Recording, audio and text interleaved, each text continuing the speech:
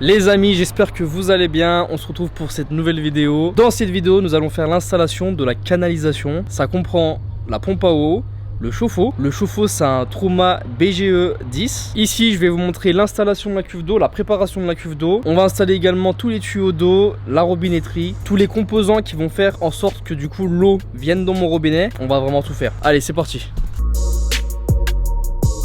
On est obligé de couper nous avec ça. Ok.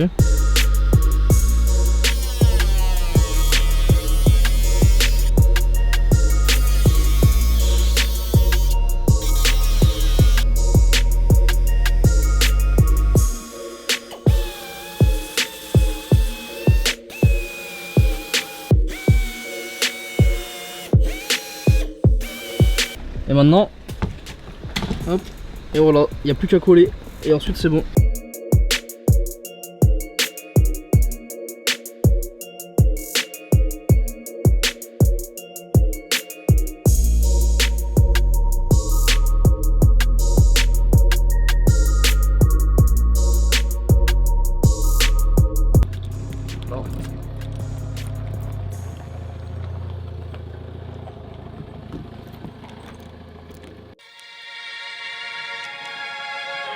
Les amis, c'est le moment sponsorisé de cette vidéo. FlexiSpot m'a envoyé un bureau. Je sais que ça n'a rien à voir avec le camion, ça n'a rien à voir avec Ares. Ils m'ont demandé gentiment si ça m'intéressait un bureau qui se lève et qui descend. Bah, j'ai dit bah ouais, carrément.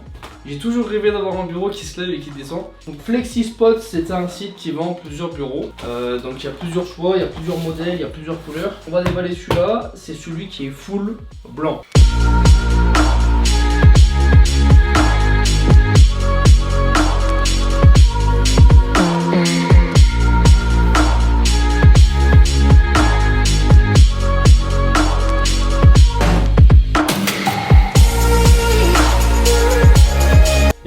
On a notre bureau, comme ceci.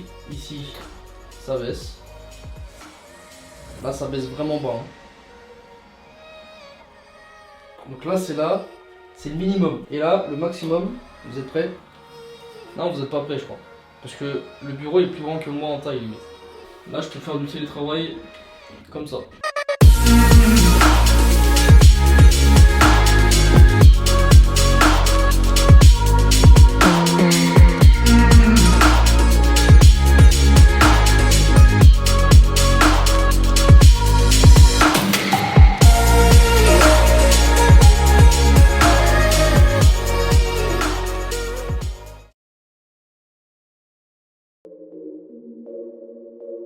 Donc là en fait j'ai le chauffe-eau, c'est le Truma BGE 10. Donc c'est la version qui est électrique et qui fonctionne au gaz. Donc ici, là c'est l'entrée d'eau froide, ici c'est sortie d'eau chaude. Donc la particularité comme je vous l'ai dit c'est qu'il fonctionne à l'électricité et au gaz. Et ici on a les sorties, donc aspiration d'air et sortie d'air. Ici il me semble c'est le gaz d'échappement, je sais pas trop en fait comment ça fonctionne. Quand on installe ce genre de machine, il faut qu'on fasse un trou dans la carrosserie. La pièce principale c'est évidemment le chauffe-eau, donc qui est de 10 litres. Voilà, en fait c'est un boiler de 10 litres qui chauffe l'eau en à peu près 30 minutes, 45 minutes. Voilà, c'est une grosse bête qui coûte 900 balles. Donc aujourd'hui ça va être notre mission, on va percer la carrosserie et découper la carrosserie. Mais également je vais installer tout ce qui est tuyau d'eau que je vais vous montrer juste après. Bon, on va commencer le perçage. Donc là on voit, c'est le patron pour cette ouverture là. Bon, maintenant comment ça se passe? Je vais vous montrer. Donc là vous voyez en fait ici c'est le bord du Truma. Le Truma il arrive jusqu'à là réellement et le bas du Truma c'est ici. C'est pour ça qu'ils mettent A et B. A et B, quand on regarde, c'est bord inférieur du chauffe-eau et B, arrêt latéral du chauffe-eau. Donc A et B. Donc là je viens de faire un trait, en gros pour dire que j'ai envie de le mettre jusqu'à ici. Donc je viens mettre le papier ici.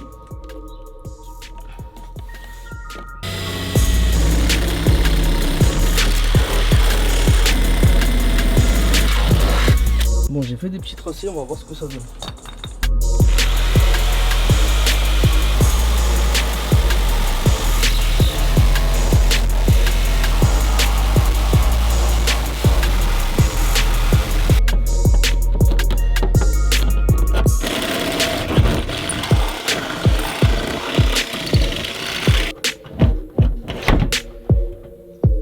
nickel. Et nous, plastique maintenant. Donc voilà les amis, donc pour vous voyez, bon j'ai pas fait vraiment, c'est pas nickel mais bon si je mets du silicone ou du mastic ce sera bon.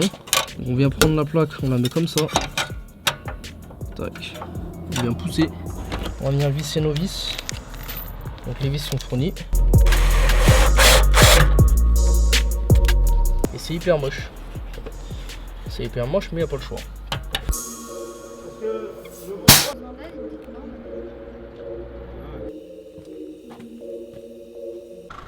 Sinon regardez, ça a bien séché.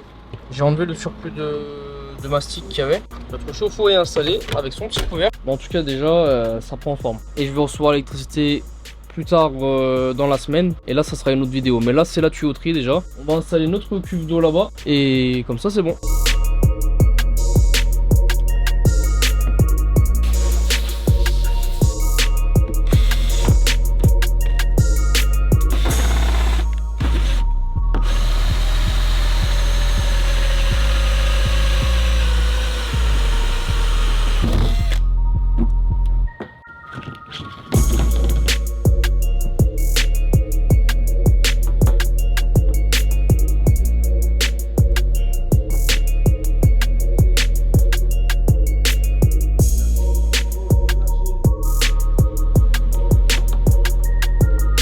Bon les amis, je viens d'acheter du tuyau souple. Parce qu'en fait le tuyau que j'avais il était trop court. Donc là c'est du tuyau pour piscine. Voilà. Donc j'ai acheté du 3 mètres, hein, carrément, je me casse pas la tête. Et voilà, en fait ça rentre hyper facilement. J'ai juste à mettre un collet de serrage là. Et après c'est nickel. Donc là ça m'est revenu à peu près à 10 balles tout ce tuyau là. En vrai ça va. On va mettre la cuve à l'intérieur et ensuite on va voir ce que ça donne, si on peut faire passer le tuyau, le raccorder, etc.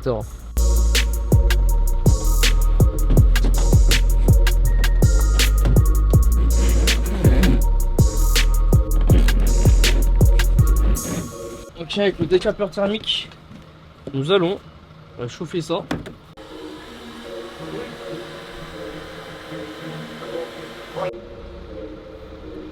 Là notre tuyau il est bien installé. Bon les amis, alors du coup je vais installer le système d'eau. Donc là ici on a la pompe, ici on a le vase d'expansion. Le vase d'expansion, alors il y en a qui savent pas ce que c'est. Moi je vais vous expliquer ce que c'est, puisque moi aussi je savais pas ce que c'était. Ça permet de réguler la pression de l'eau. En fait la pompe elle va faire des à-coups. Donc quand tu vas ouvrir le robinet ça va faire tchic tchic tchic. L'eau elle va pas être constante. Le vase d'expansion il est là pour réguler la pression de l'eau. C'est à dire que l'eau elle va sortir comme à la maison, elle va couler tout le temps pareil. Et ça c'est grâce au vase d'expansion. Il est conseillé d'utiliser un vase d'expansion après la pompe, comme ceci. Je vais essayer de regarder où je peux les fixer parce que je sais pas trop où je vais les fixer pour le moment. Donc moi ma pompe c'est une pompe Sherflow et ici c'est une Fiamma. Voilà, et tous les raccords je les ai achetés sur le site H2R, je vous mets le tout en description, tous les raccords en T par exemple. Ici c'est pour les évacuations d'eau, donc pour la douche. Tous les petits raccords comme ça, voilà, tout est dans la description. Donc si vous vous demandez c'est quoi le sens de circulation de l'eau, tu tournes, tu baisses ici et là tu vois qu'il y a des flèches. Donc juste là il y a une flèche de circulation qui dit que l'eau elle passe comme ça, donc l'entrée et la sortie. Et à l'entrée de la pompe, il faut obligatoirement mettre un petit filtre comme celui-là. Elle permet quoi? Pareil, il y a une flèche dessus aussi. Elle permet de filtrer toutes les particules qui peuvent s'infiltrer dans la pompe et l'abîmer. Vu que dans le réservoir on fait des trous, il peut rester des résidus. Du coup ça c'est fait pour, voilà, tous les résidus. Et ensuite tu viens, tu regardes. Voilà, tu pourras nettoyer ton filtre sans problème. Donc tout d'abord ce qu'on va faire, c'est la première étape. Je vais venir mettre du téflon et je vais faire à peu près 10 tours. Toujours dans le sens du filetage, hein. C'est bon, j'ai fait mes petits tours. Je viens visser mon filtre.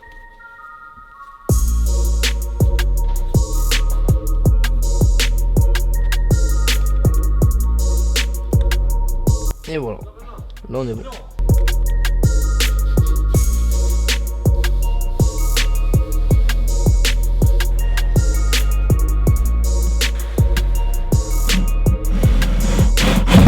Hop, on va passer le tuyau comme ceci. Là, on a juste à le clipser et avec un coup.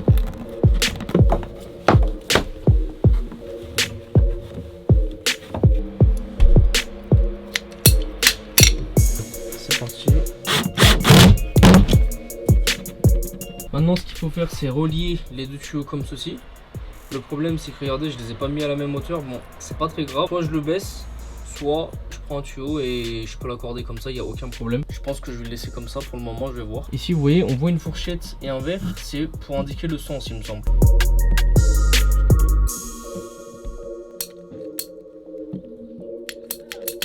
Voilà ce que ça donne. En vrai c'est pas mal hein. Bon les amis, on se retrouve quelques jours après. Donc j'ai reçu quoi? J'ai reçu mon évier.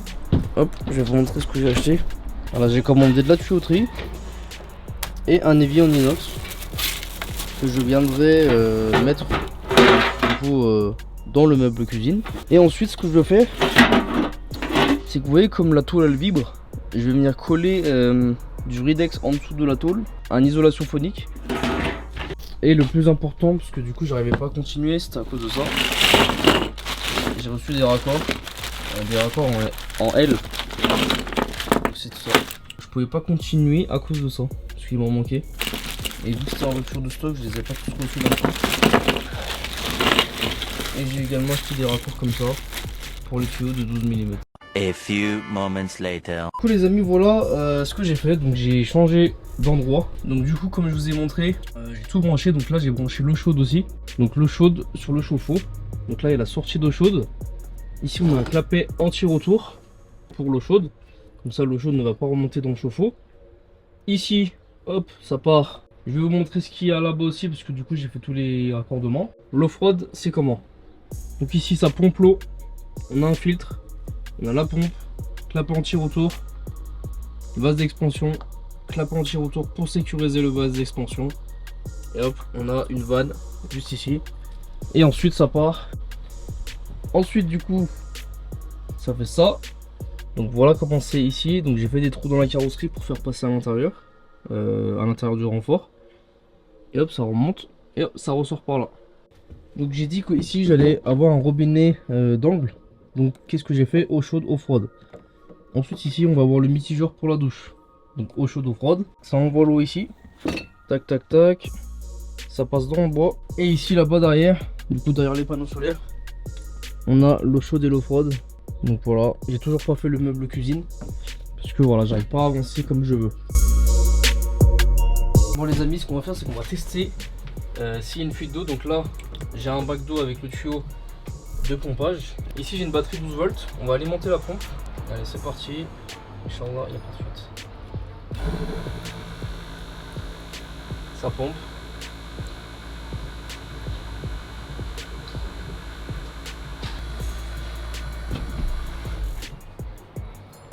Les amis, ne faites pas la même erreur que moi. Depuis tout à l'heure j'essaye, ça ne fonctionnait pas. J'ai tout essayé.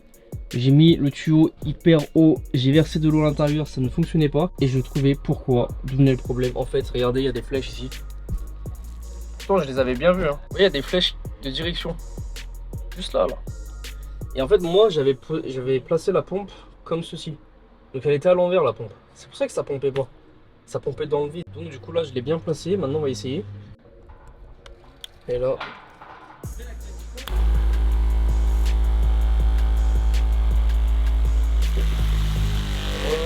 ça marche. Ah ouais, ça marche. Il y a l'eau qui coule là, vas-y. Vas-y, laisse-le tout le temps, laisse-le.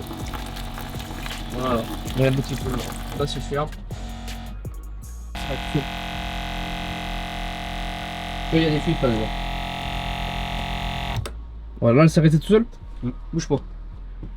Donc là les amis, elle s'est arrêtée toute seule. Et si j'allume une froide.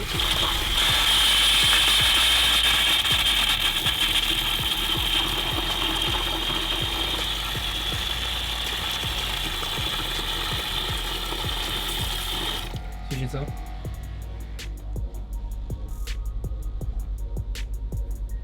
Ouais bah les gars ça marche ça.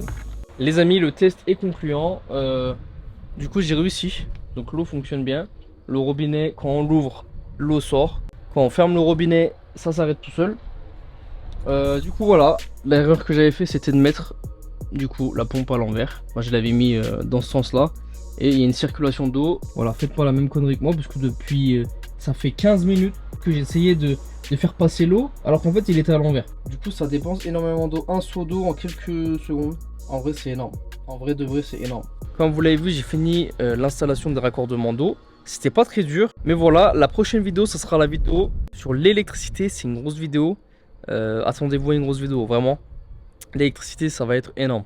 Donc j'ai collaboré en plus avec Solaristore qui m'a envoyé tout le matos électrique. Pour être transparent avec vous, je les ai payés, mais j'ai eu une bonne réduction pour pouvoir faire cette collaboration. Donc voilà, j'espère que la vidéo vous a plu. Si c'est le cas, n'hésitez pas à liker cette vidéo, à vous abonner si ce n'est pas déjà fait. Voilà, je le redis, il va y avoir d'autres vidéos sur l'aménagement d'ORS. J'ai plusieurs vidéos en avance que j'ai tournées. Du coup, moi je vous dis à une prochaine pour une vidéo aménagement. Ciao.